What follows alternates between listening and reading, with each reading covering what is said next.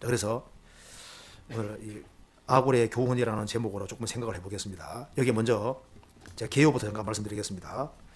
여기 11절부터 23절까지는 먼저 부정적인 것에 대해서, 인생의 부정적인 모습에 대해서 자세히 나열을 하고 있습니다. 본받지 말아야 될 그 모습에 대해서 쭉 먼저 나열을 하고 있습니다.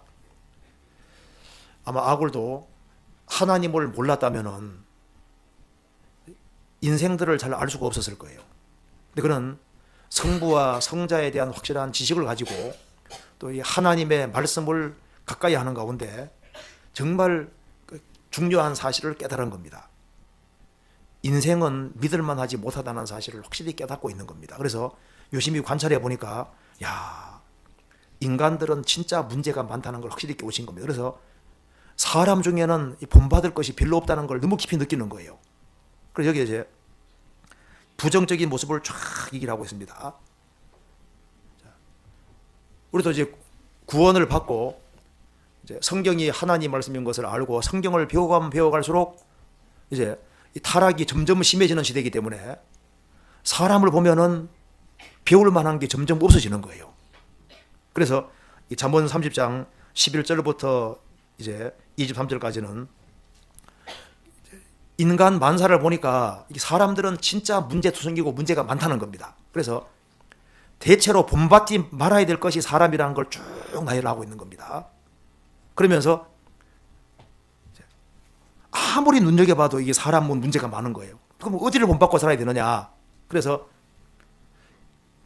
세상이 흘러가면 흘러갈수록 사람은 타락 강도가 점점 심해지니까 기준을 어디에다 맞춰야 되냐 하면은, 인간은 자꾸 바뀌어가지만은 하나님이 만들어 놓은 짐승들은 본성이 안 바뀌잖아요. 그러니까 차라리 짐승에게서 교훈받는 것이 더 낫지 않느냐 하면서 이제 포커스를 짐승에 맞춰 보니까 짐승에게는 오히려 배울 것이 있더라 그 말입니다. 사람은 자꾸 행동 패턴이 달라지잖아요. 고등학교 때까지는 아주 착하게 살아가는 것처럼 보였는데 대학교 들어가더니만 영 사람이 이상하게 바뀌거든요. 1학년, 2학년 가면서 점점 이상하게 바뀌거든요. 한때는 신앙생활 잘하는 사람처럼 보였는데 좀 본받을 것 같았는데 보니까 영 아닌 거예요.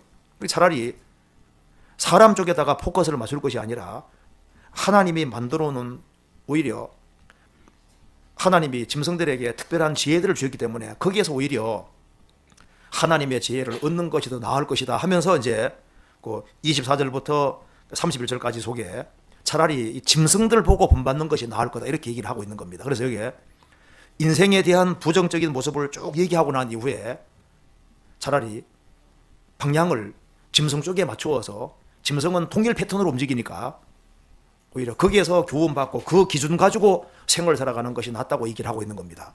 이제 대학에 들어와서 사람을 접촉하는 가운데 보면은요,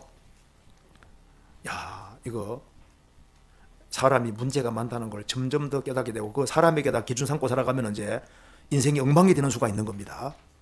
그래서 인생의 부정적인 모습을 먼저 말한 이후에 포커스를 짐승에게 맞추어서 거기에서 교훈을 받자고 잠언이 얘기하고 있는데, 이것이 아주 설득력이 있고 아주 좋은 내용이라고 생각이 듭니다. 성경 창세기에 보면은 라헬이 자녀를 낳았습니다. 그 베냐민을 낳을 때 그 아기를 낳는 고통이 너무너무 심해서 아기를 낳으면서 라헬이 죽습니다. 그때 자식의 이름을 베노니 이렇게 지었는데요, 아버지 야곱은 베냐민이라고 이름을 바꾸었습니다. 베노니는 슬픔의 아들이다 그런 뜻이고, 베냐민은 오른손의 아들이다 그런 뜻입니다. 어머니가 상고를 치르면서 그렇게 어머니에게 고통을 주고 낳은 그 자식이지만은 아버지는 어머니가 죽으면서 태어난 자식이기 때문에 그 자식이 오른손의 아들이 되기를 원했던 겁니다. 예수님의 죽음의 고통을 통해서 탄생한 사람들이 크리스찬들입니다. 하나님 아버지께서는 그 구원받은 모든 하나님의 자녀들이 오른손의 아들이 되기를 간절히 원하는 겁니다. 하나님의 손에 붙잡힌 그 크리스찬, 하나님 앞에 귀하게 쓰임받는 크리스찬, 하나님께 기쁨을 드리는 그런 크리스찬이 되기를 원하는 겁니다.